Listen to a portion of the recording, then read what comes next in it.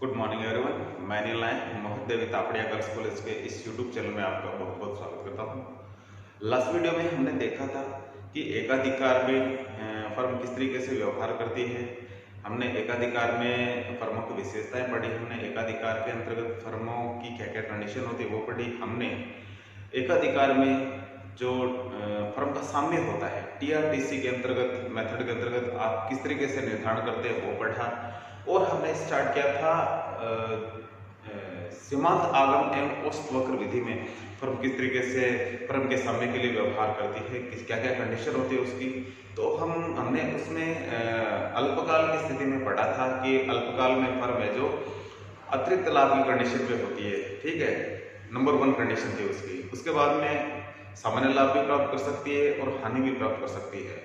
तो ये दो टॉपिक और थे, ठीक है, अल्पकाल में। तो हमने केवल उसमें अल्पकाल में अतिरिक्त लाभ की कंडीशन को दर्शाया था। आज हम बात करते हैं फर्म की जो अन्य दो परिस्थितियां होती है अल्पकाल में, उनके बारे में, ठीक है। तो उसमें सबसे पहली कंडीशन तो हमने डिस्क्राइब कर चुके हैं उसके बारे में। तो अब जो सेकंड कंडीशन है वो है सामान्य लाभ की, उसके बारे में बात करेंगे। एकाधिकार, सेकंड कंडीशन थी हमारी सामान्य लाभ की।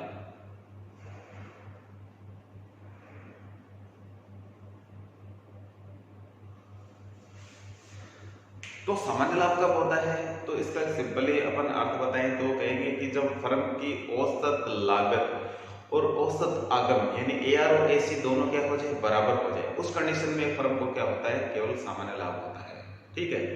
आप देखेंगे डायग्राम में कि यहाँ एआर, एमआर, एसी, एमसी सभी बराबर हो जाते हैं, ठीक है। लेकिन बेसिक इसका ये होता है कि जहाँ एआर, एसी बराबर हो जाते हैं वहां सामान्य लाभ की कंडीशन देखने को मिलती है। वैसे सामान्य लाभ की बात करें तो एक सिंपल सा इसका छोटा सा अर्थ और है कि किसी फर्म को प्राप्त होने वाली वह न्यूनतम राशि जिससे कि वो मार्केट में बनी रह सके, ठीक है, वह सामान्य लाभ होता है। तो ये एक डेफिनेशन है, ठीक है, यानी न्यूनतम राशि इतना तो उसको मिलना चाहिए कि वो मार्केट में बनी रह सके, उसको हम क्या कहेंगे, सामान्य लाभ कहेंगे। यदि उसको इतना नहीं मिल रहा है कि वो मार्केट में नहीं बने रह सके तो उस कंडीशन में उसकी क्या हो जाएगी, लॉस हो जाएगा। तो इसलिए सामान्य लाभ की कंडीशन क्या होती है, मार्केट में बने रहने के लिए इतना तो मिलना चाहिए वो राशि, ठीक है, तो सामान्य लाभ की होती है। वैसे हम एआर और एसी उसके द्वारा इसको बताते हैं कि एआर और एसी जहां बराबर हो जाए दोनों वहां सामान्य लाभ होता है। तो सामान्य लाभ का एक डायग्राम के द्वारा हम इसको बताते हैं कि किस तरीके से ये शो होता है। सबसे पहले हमें OXOI खींचना है, ठीक है। इसमें लिखेंगे उत्पादन मात्रा,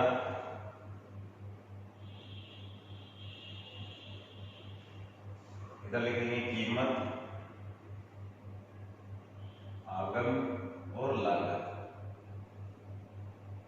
ठीक है। यहाँ प्राइस, कॉस्ट एंड रेवेन्यू और इधर क्वांटिटी, ठीक है। सेलिंग क्वांटिटी होती है लेकिन प्रोड्यूस करके ही उसको बेचोगे, इसलिए हम यहाँ लिखते हैं उत्पादन मात्रा, ठीक है।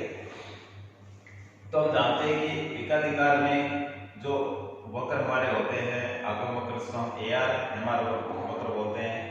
रेवेन्यू का इसको भी अंग्रेजी में बोला जाता है एआर और नीचे होता है एमआर, ठीक है।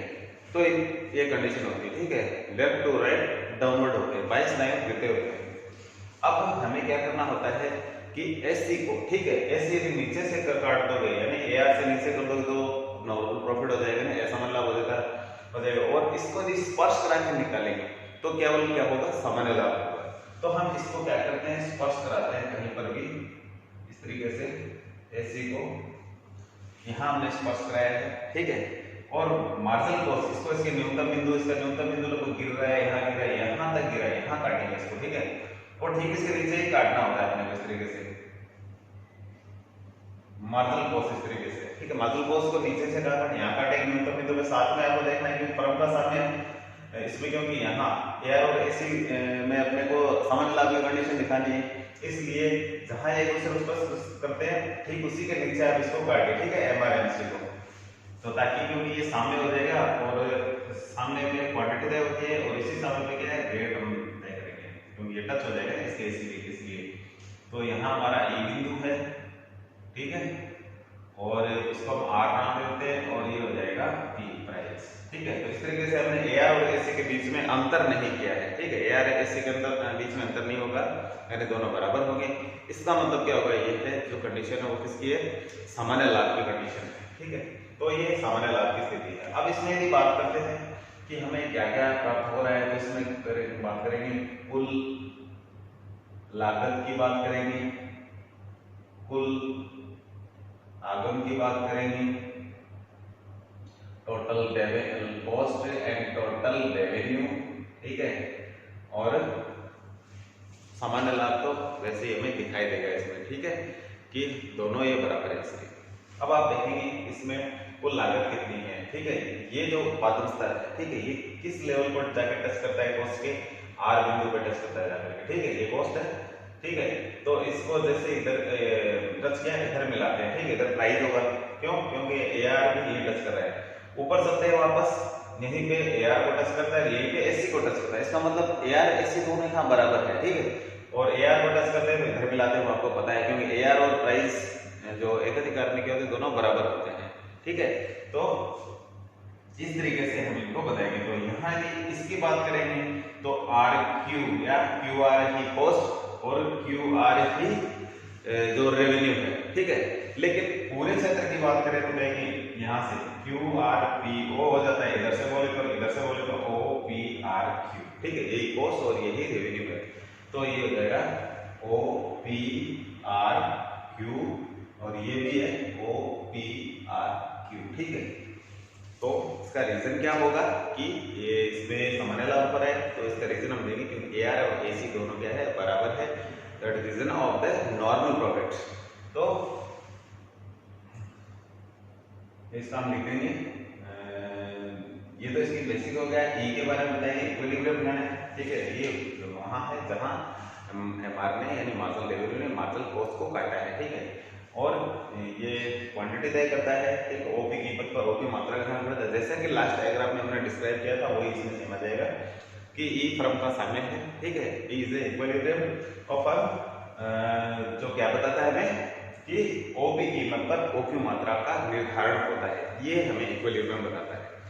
और इस इक्विलिब्रियम के ऊपर चलते हैं, इस उत्पादन मात्रा में ऊपर चलते हैं, तो हमें AR और AC का पता चलता है कि दोनों बराबर है, इसलिए सामान्य लाभ की कंडीशन है। तो इसके आगे डिस्क्राइब कैसे करना है कि E फर्म का साम्य है जहां OP कीमत पर OQ मात्रा का निर्धारण होता है, ठीक है। उसके बाद में हम बताएंगे कि सामान्य लाभ हो रहा है, फर्म को सामान्य लाभ बताएंगे, फर्म को सामान्य लाभ क्यों हो रहा है हम बताएंगे, आगे लिखेंगे इसके। फर्म को सामान्य लाभ हो रहा है क्योंकि फर्म की इस स्तर पर लागत और आगम दोनों बराबर है, ठीक है। इसलिए फर्म को क्या हो रहा है, सामान्य लाभ हो रहा है। वैसे इस डायग्राम के ऊपर लिख सकते हो रीजन इसका AR बराबर AC, ठीक है, that is region of the normal profit, सामान्य लाभ का कारण। ओके, तो इस तरीके से आप इसको बता सकते हो और डिस्क्राइब कर सकते हो। वैसे सभी के बारे में बताना चाहिए हमें स्टार्टिंग से कि OX पे क्या लिखा है हमने, OY पे क्या लिखा है। लास्ट डायग्राम से मैंने बताया हुआ आपको, सबसे पहले OX पे OY पे बताइए क्या क्या लिखा है आपने। उसके बाद में ये लागत वक्र है, ये फर्म के आगम वक्र है, इनको बताइए। ARMR फर्म के आगम वक्र है, ACNC फर्म के लागत वक्र है। तो इस तरीके से सभी को डिस्क्राइब करते हुए हमें क्या करना होता है, आगे बढ़ना होता है।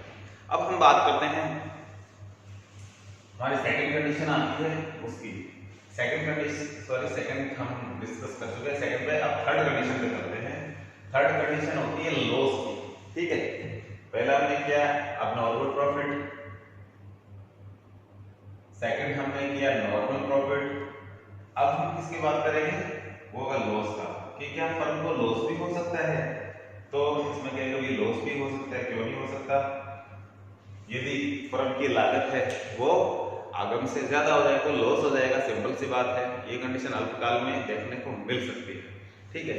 तो हम वही चीजें हम एक बार लिखेंगे, वो एक पे जो हमने लिखा है उसको इधर लिखेंगे, उत्पादन मात्रा इधर लिखेंगे, कीमत, आगम और लागत। तो इस तरीके से हमने ये लिखा है, कीमत, आगम और लागत। सबसे पहले क्या बनाना है अपने को, AR तथा MR, AR तथा MR। अब क्या करना है, हमें जो कॉस्ट है वो क्या करनी है, AR से ज्यादा करनी है, तभी लॉस होगा। तो इसलिए इस बार हम नहीं तो नीचे से काटेंगे, मैं स्पर्श कराएंगे। तो इस तरीके से हमने कॉस्ट को इस तरीके से ऊपर ही रखना है, ठीक है। अब मार्जिनल कॉस्ट कहाँ काटेंगे इसको, मार्जिनल कॉस्ट इसके न्यूनतम बिंदु पे काटते हैं, इसको आपको पता है, लेकिन साथ में नीचे से इसको भी काटते हुए जाना चाहिए। तो इसका न्यूनतम बिंदु लगभग यहाँ बना है, हम ठीक इसके नीचे कहीं भी जगह देख करके, ठीक है, इस तरीके से इसको काट देते हैं। मार्जिनल कॉस्ट इस तरीके से इसको काटती हुई ऊपर की ओर बढ़ रही है, ठीक है। तो हमने इस तरीके से, अब आप देख सकते हो फर्म का साम्य अपने को बताना है। सबसे पहले तो फर्म का साम्य कहाँ होता है, जहाँ MR से एक दूसरे को काटते हैं। तो ये यहाँ काटा है, ठीक है। इस तो MR को ऐसे काटना है कि इस लाइन के नीचे कहीं रहे, ठीक है, कहीं भी यहाँ से इससे पहले नहीं काटना है। ये लाइन हमने बनाई ना ऊपर वाली, इसके कहीं पर भी इसके नीचे यहाँ इसको कहीं भी काट सकते हैं, यानी इतनी दूरी तक आपको इसके नीचे से कहीं पर भी इसको MR को काटना है। तो ठीक इसके नीचे कहीं भी इसको काटना, हमने ये नीचे काट दिया, ठीक है, इसके नीचे ये। अब देखो क्या होता है इसका, अब इसको सबसे पहले हम बताएंगे, ये क्वांटिटी तय होगी भाई, ऊपर चलते हैं इस क्वांटिटी में, इसके ये हमारा इक्विलिब्रियम है। सबसे पहले AR के टच करेगा ये, ठीक है, AR को टच किया, इधर मिला दिया, इसको हम क्या बोलते हैं, ब्राइट बोलते हैं। इसको मैं नाम देता हूँ R। ऊपर चलते हैं और इस उत्पादन स्तर पे लागत की कंडीशन क्या है, ये है, इसको नाम देता हूँ S, इसको नाम देता हूँ मैं T, ठीक है।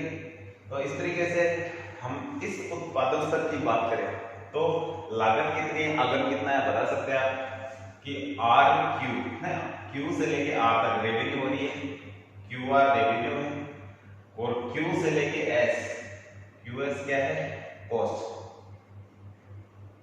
रेवेन्यू और कॉस्ट। तो आप देख सकते हो कि कॉस्ट तो ज्यादा है, इतनी ज्यादा रेवेन्यू से, तो ये जो इसका अंतर है ये लॉस होगा। SR क्या है या RS क्या हमारा लॉस है, लेकिन इस पूरे क्षेत्र की बात करें तो कितना क्या क्या होगा वो हम लिख लेते हैं। सबसे पहले TC टोटल कॉस्ट, TR और लॉस होने वाला है हमें वो भी लिख लेते हैं। तो TC कितनी है, यहाँ से लेके पूरी, जहाँ AC को टच करता है टोटल वहां जाएगी, S बिंदु पे टच करता है ये उत्पादन स्तर, QSTO, ठीक है, ये टोटल कॉस्ट है हमारे। यहाँ से बोलेंगे O साइड से तो OTSQ, रेवेन्यू हमारी ये, ठीक है। इधर से बोले तो QRPO, इधर से बोले तो OPRQ। इन दोनों का जो डिफरेंस है, ठीक है, वो क्या है, हमारा लॉस है, ठीक है। वो लॉस ये होगा PTSR, PTS और R। PTSR ये हमारा टोटल लॉस है, इसके नीचे में आप लिख सकते हो ये लॉस है, ठीक है। तो इस तरीके से आप हानि की स्थिति को भी साथ में इस तरीके से दर्शा सकते हो। तो उसी तरीके से डिस्क्राइब करना होता है कि इसमें क्या क्या चीजें, लॉस का रीजन लिखना है हमने, वो क्यों, क्योंकि क्या रीजन है, ध्यान रखेंगे SC greater than AR, that is region of loss. तो रीजन भी अपने को देना है साथ में। यहाँ थ्योरी में भी आप थोड़ा सा इनको डिस्क्राइब करते हैं तो लिखना पड़ता है, ये तो लिखेंगे ही, AR में फर्म के आगम वक्र, ACMC फर्म के लागत वक्र, कॉस्ट वक्र है ये।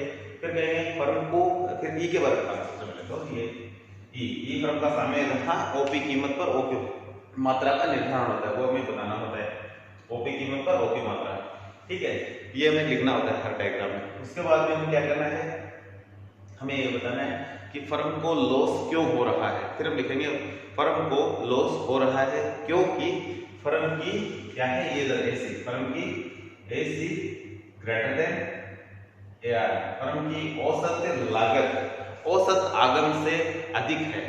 यही रीजन है, यही कारण है कि फर्म को क्या हो रहा है, लॉस हो रहा है, ठीक है, हानि हो रही है। तो इस तरीके से हम ये दोनों कंडीशन इसमें आप दर्शा सकते हैं, जिसे आप आसानी से समझ सकते हैं। तो हमारे इस चैनल को लाइक कीजिए, सब्सक्राइब कीजिए एंड शेयर कीजिए। सभी व्यूअर्स के लिए थैंक यू।